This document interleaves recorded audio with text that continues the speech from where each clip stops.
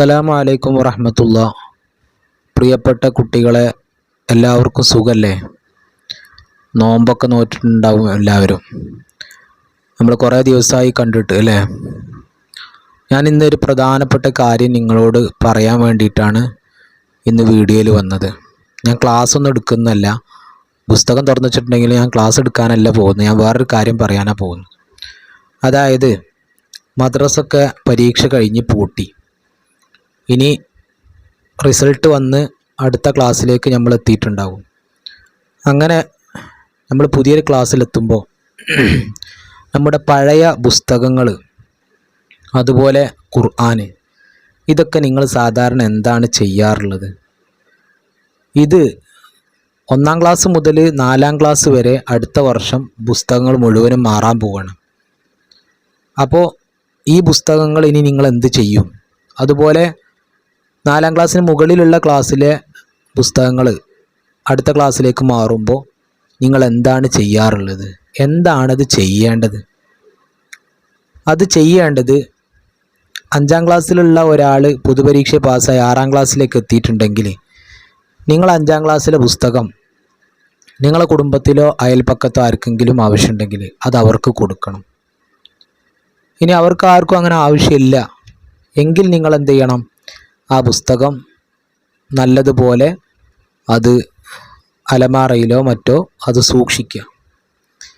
ഇനി അതിന് നിങ്ങൾക്ക് കഴിയുന്നില്ല എങ്കിൽ നിങ്ങൾ ഒരു കാരണവശാലും പഴയ സാധനങ്ങൾ എടുക്കുന്ന, ആക്രി സാധനങ്ങൾ എടുക്കുന്ന ആളുകൾക്ക് മദ്രസിലെ ഒരു പുസ്തകമോ മുസ്ഹഫോ ഒന്നും കൊടുക്കാൻ പാടില്ല. കാരണം മദ്രസിലെ പുസ്തകങ്ങളിലൊക്കെ ഖുർആൻ ആയത്തോ ഹദീസോ അള്ളാൻ്റെ പേരോ റസൂലുള്ളാൻ്റെ പേരോ മറ്റു നബിമാരുടെ പേരൊക്കെ ഉണ്ടാകും. അപ്പോൾ ഈ പഴയ സാധനങ്ങൾ എടുക്കുന്ന ആളുകൾക്ക് കൊടുത്താൽ അവർ അവരുടെ ആ കച്ചറൻ്റെ കൂടെ ഈ നമ്മുടെ വിശുദ്ധ ഖുർആനും അതുപോലെ തന്നെ അള്ളാൻ്റെ പേരുള്ള ഈ കിതാബുകളൊക്കെ അവർ അതിൻ്റെ കൂട്ടത്തിലിടുകയും അത് ചാക്കിലിട്ടിട്ട് ചവിട്ടിയിട്ട് അതിനോട് ഒരു ആദരവുമില്ലാത്ത രീതിയിൽ അത് പെരുമാറും. ഇതിനൊക്കെ കാരണം എന്താ? നമ്മളെ പുസ്തകം അവർക്ക് വിറ്റതാണ് കാരണം. അതുകൊണ്ട് ഒരു കാരണവശാലും മദ്രസിലെ പുസ്തകങ്ങൾ, മദ്രസിലെ മുസ്ഹഫുകൾ ഒന്നും തന്നെ ആക്രി സാധനം കച്ചവടം ചെയ്യുന്നവർക്ക് നിങ്ങൾ കൊടുക്കാൻ പാടില്ല. മറിച്ച് അതെന്താ ചെയ്യേണ്ടത്? ഒരു വഴി ഞാൻ പറഞ്ഞു, നിങ്ങളുടെ കുടുംബത്തിലോ അയൽപക്കത്തുള്ളവർക്ക് കൊടുക്കാം. അതിന് കഴിയില്ല എന്നാൽ നിങ്ങൾക്ക് വീട്ടിൽ സൂക്ഷിക്കാം. ഇനി വീട്ടിൽ സൂക്ഷിക്കാനും ബുദ്ധിമുട്ടാണ് എങ്കിൽ കിതാബിൻ്റെ കാര്യം പറയണം, മുസാഫിൻ്റെ കാര്യം പിന്നീട് പറയാം. എന്ത് ചെയ്യണം? ആ കിതാബുകൾ, ഹദീസും അതുപോലെ ഖുർആൻ ആയത്തും അള്ളാഹിൻ്റെ പേരൊക്കെ ഉള്ള ആ കിതാബുകൾ നിങ്ങൾ അടുപ്പിലിട്ട് കത്തിക്കുക. എന്നിട്ട് ആ കത്തിച്ച വെണ്ണീർ നിങ്ങൾ എന്ത് ചെയ്യുക? നിങ്ങളുടെ വീട്ടിലെ കിണറുണ്ടെങ്കിൽ ആ കിണറിലെ വെള്ളത്തിലേക്കോ അല്ലെങ്കിൽ അടുത്ത് പുഴയുണ്ടെങ്കിൽ പുഴയിലേക്കോ തോട്ടിലേക്കോ നിങ്ങൾ ഒഴിച്ച് കളയുക. ഇതാണ് നിങ്ങൾ ചെയ്യേണ്ടത്. ഇതല്ലാതെ ആക്രി സാധനം കച്ചവടം ചെയ്യുന്ന ആളുകൾക്ക് ഒരിക്കലും നിങ്ങൾ കൊടുക്കരുത്. ഇനി ഖുർആനിൻ്റെ കാര്യം, വിശുദ്ധ ഖുർആൻ അങ്ങനെ വെറുതെ കരിച്ച് കളയാൻ പറ്റില്ല, വലിയ തെറ്റാണത്. പിന്നെ എന്താണ് ചെയ്യേണ്ടത്? ഖുർആന് അത് ചെറിയ ക്ലാസ്സിലെ കുട്ടികളുടെ ഖുർആനൊക്കെ കുറേ കീറിപ്പറിഞ്ഞ് അവസാനം ചപ്പാത്തി ആയിട്ടുണ്ടാകും. അങ്ങനെ ആയിട്ടുള്ള മുസഹഫുകളൊന്നും നിങ്ങൾക്ക് ഉപയോഗിക്കാൻ പറ്റുന്നില്ല എങ്കിൽ അത് നിങ്ങൾ എന്ത് ചെയ്യണം? അത് ഇതുപോലെ അടുപ്പിലിട്ട് കത്തിച്ച് ആ വെണ്ണീരെടുത്ത് ശുദ്ധമായ വെള്ളത്തിലേക്കോ കിണറിലെ വെള്ളത്തിലേക്കോ അല്ലെങ്കിൽ പുഴയിലോ ഒഴുക്കിക്കളയുക. ഈ രണ്ടാലൊരു കാര്യമാണ് ചെയ്യേണ്ടത്. ഇനി അങ്ങനെ കീറിപ്പറഞ്ഞിട്ടൊന്നുമില്ല, നല്ല ഭദ്രമായ മുസാഫ് തന്നെയാണ്. അപ്പോൾ കുടുംബത്തിൽ ആർക്കെങ്കിലും കൊടുക്കാം, പഠിക്കുന്ന ക്ലാസ് കുട്ടികളുണ്ടെങ്കിൽ അവർക്ക് കൊടുക്കാം. അതുമല്ലെങ്കിൽ രണ്ടാമത്തെ ഒരു വഴി, നിങ്ങളെ വീട്ടിൽ ഒരു അലമാറയിൽ നല്ലൊരു സ്ഥലത്ത് അത് നല്ല വൃത്തിയായിക്കൊണ്ട് അതിനെ എടുത്തു വെക്കണം. പല കുട്ടികളും ഖുർആൻ പരീക്ഷ കഴിഞ്ഞ് ആ ഖുർആൻ എവിടെയോ വെച്ചു.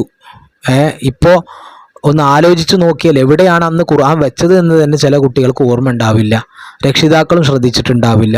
ഡൈനിങ് ഹാളിലോ അല്ലെങ്കിൽ ലിവിങ് റൂമിലോ ഓഫീസ് റൂമിലോ എവിടെയെങ്കിലും ടേബിളിൻ്റെ മുകളിൽ കൊണ്ടുവച്ച് അതിൻ്റെ മുകളിലൂടെ ന്യൂസ് പേപ്പറും മറ്റുള്ളതും കുട്ടികളുടെ ഡ്രസ്സും എന്തെല്ലോ അതിൻ്റെ മുകളിലൊക്കെ വെച്ച് സുബ്ഹാനല്ലാഹ്, അള്ളാഹുവിൻ്റെ വിശുദ്ധ ഖുർആനിൻ്റെ മുകളിൽ ഒന്നും വെക്കാൻ പാടില്ല. അത് മദ്രസിലെ പുസ്തകം പോലും വെക്കാൻ പാടില്ല. ഒരു മുസ്ഹഫ് ഉണ്ടെങ്കിൽ ആ മുസ്ഹഫിൻ്റെ മുകളിൽ ഏത് പുസ്തകവും, അത് അഖീദ ആവട്ടെ, മറ്റുള്ള ലിസാനുൽ ഖുർആൻ ആവട്ടെ, ഒന്നും തന്നെ നമ്മുടെ ഖുർആനിൻ്റെ മുകളിൽ വെക്കാൻ പാടില്ല. ഖുർആനാണ് ഏറ്റവും മുകളിൽ വെക്കേണ്ടത്. അപ്പോൾ കേടുവരാത്ത നിങ്ങളുടെ മുസ്ഹഫുകൾ എന്ത് ചെയ്യണം? നിങ്ങൾ അത് നല്ല ഒരു അലമാറയിൽ, ഒരു ഷെൽഫിൽ എന്ത് ചെയ്യണം? വളരെ നല്ല നിലക്ക് അത് സൂക്ഷിക്കണം. ഇൻഷാ അല്ലാഹ് അങ്ങനെ നിങ്ങൾ ഖുർആനോട് ബഹുമാനം കാണിച്ചത് കൊണ്ട് തന്നെ നിങ്ങൾക്ക് അള്ളാഹു സ്വർഗം തരും. കാരണം എന്താ അറിയോ? ഒരു മഹാന്റെ ചരിത്രത്തിൽ കാണാം, അള്ളാഹ് എന്ന് എഴുതിയ ഒരു പേപ്പർ നിലത്തുനിന്ന് വീണ് കിട്ടിയപ്പോൾ അതെടുത്ത് അത് കഴുകി വൃത്തിയാക്കി അതിൽ അത്തറ് പുരട്ടി അതിന് ഉമ്മ വെച്ച് ആ അള്ളാഹ് എന്ന പേരെഴുതിയ കടലാസിനെ ബഹുമാനിച്ചത് കാരണത്താൽ അത് ആ വ്യക്തി വലിയ മഹാനായി മാറി. ആരാണ് ആ വ്യക്തി എന്ന് അറിയുന്നവർ അത് അവരുടെ പേര് കമൻ്റ് ചെയ്യുക. അപ്പോൾ നമ്മൾ ഖുർആനിനെ ബഹുമാനിച്ചുകൊണ്ട്, നമ്മൾ ഉപയോഗിച്ച മുസ്ഹഫ് ബഹുമാനിച്ചുകൊണ്ട് അത് ഒരു പ്രത്യേക അലമാറയിൽ ഷെൽഫിൽ എടുത്തു വെച്ചാൽ തീർച്ചയായും അള്ളാഹു നമുക്ക് വലിയ പ്രതിഫലം നൽകും. അള്ളാഹു പ്രതിഫലം നൽകുമാറാവട്ടെ. അതുകൊണ്ട് മക്കളോടും ഉമ്മമാരോടും ഒക്കെ പറയാനുള്ളത്, ഒരു കാരണവശാലും ഖുർആൻ ആക്രി കച്ചവടക്കാർക്ക് കൊടുക്കരുത്. മദ്രസയിലെ പുസ്തകങ്ങൾ ആക്രി കച്ചവടക്കാർക്ക് കൊടുക്കരുത്. ഞാൻ ഈ പറഞ്ഞത് പ്രകാരം സൂക്ഷിക്കുക. കാരണം മക്കൾ നന്നാവുന്നതിൽ ഏറ്റവും പ്രധാനമാണ് അദബ് എന്ന് പറയുന്നത്, ബഹുമാനം. പഠിച്ച പുസ്തകത്തിനോടും അതുപോലെ തന്നെ മുസ്ഹഫിനോടൊക്കെയുള്ള ബഹുമാനമാണ് ഏറ്റവും പ്രധാനം.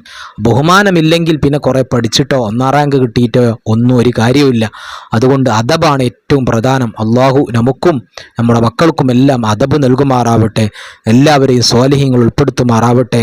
റമദാനിൻ്റെ പുണ്യം കൊണ്ട് അള്ളാഹു നമ്മളെ നന്നാക്കി തരുമാറാവട്ടെ. അസ്സലാമു അലൈക്കും വറഹ്മത്തുള്ളാഹി വബറകാതുഹു.